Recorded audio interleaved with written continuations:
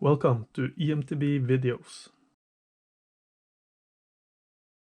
Canyon was among the first to make eMTBs with mixed wheel sizes. It took a bit of testing before they decided to drop the 27 Plus tire up front and replace it with a narrower 29er tire. Mixing wheel sizes like this should in theory improve steering feel and precision while keeping the rear end short. By running a smaller rear wheel and tilting the motor position in the frame, they've managed to get the chainstay length down to 430 mm. That's among the shortest out there.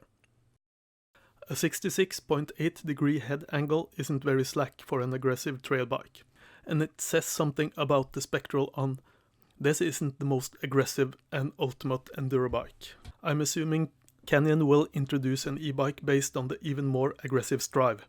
The Strive On. Well, back to Spectral On. It's got adjustable geometry. By default, the bike sits in the low position, and this entire review is done running the low setting. The bike can be put into the high position by loosening this bolt and sliding the shock mount downwards. This will slightly raise the bottom bracket and steepen the seat and head angles. If you're getting a lot of pedal strikes, the high setting could help. Also, it might make the steering a bit quicker. Initially, the steering felt a bit slow on the Spectral on 7, and it's making it very stable. I tested with a lighter front wheel and tire, and the steering was noticeably quicker. But I used the original front wheel for all the testing. It took just half a ride before I had adjusted to the bike, and I never thought about the steering again. The Ergon e-bike specific saddle is quite firm. I don't always ride with the padded shorts, but on this saddle I needed the padding to make it comfortable. I quite enjoyed the saddle on the Canyon Neuron On.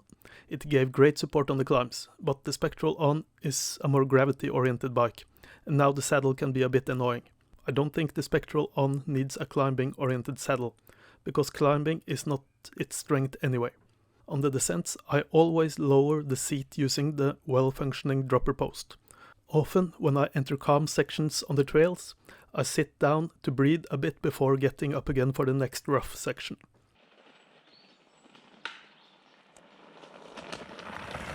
Sitting on this saddle in the lowest position is not comfortable at all.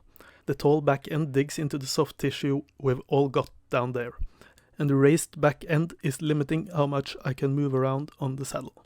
This is most likely a personal thing, and a lot of people won't mind.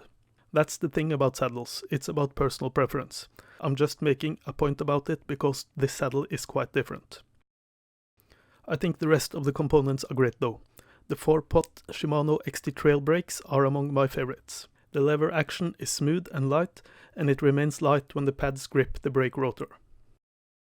Coming to think of it, this is the first time I've ridden an e-bike with a complete Shimano XT mechanical group set. And that's strange, considering I've tested some 30 bikes. All of those bikes running an XT rear derailleur had the SLX shifter, and the XT shifter is so much nicer. The shifter action feels really tight and precise. There's a bit of resistance built in, so you don't accidentally shift 2 gears at once. Downshifting 1 gear at a time under load is pretty smooth.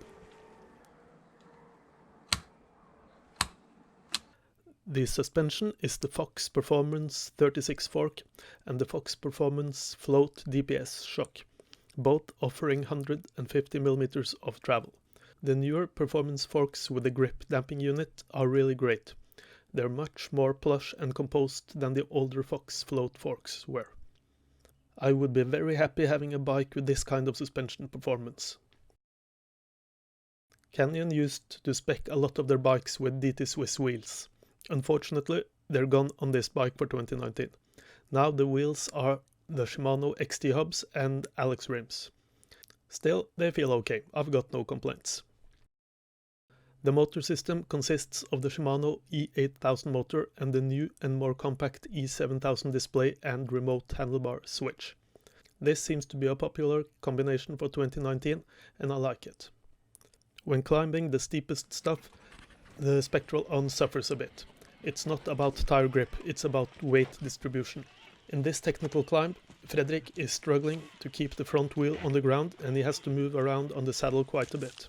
That's down to the short rear end. This frame is a medium, For us at just over 180 centimeters, running a large frame would give us a little bit more room to move around, and it will probably help climbing a bit. But the large frame has a seat tube of 480 millimeters. Combined with a 150 millimeter dropper post, that may be too long for a rider around 5'11" to 6 feet. I'm really happy it's got a 150 mm dropper, by the way. Supposedly there are rear suspension designs that pedal more efficiently than this horsed link design, but that thought never struck my mind while riding. What stood out was how well it swallowed the small stuff. It felt as if I was running a pretty soft setup. But when entering the rougher stuff, the shock offered lots of support and didn't bottom out too easily. The bike was being very playful, with a nice pop when needed. The fork had a similar behavior, smooth and strong.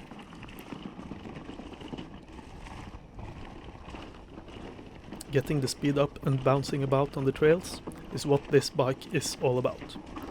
The big 29er wheel adds confidence to hit the gnarly sections. The obstacles on the trail just seem smaller. A 2.5-inch 29er tire may not have better grip than a wider plus tire, but the feedback you get from the steering makes it easier to trust the tire and utilize more of the grip that is there. The mixed wheel size thing is growing on me. The Spectral On is a pretty aggressive trail bike with a playful geometry. That makes it feel close to a conventional bike. If time is not of the essence, it can handle most trails you will ever consider riding.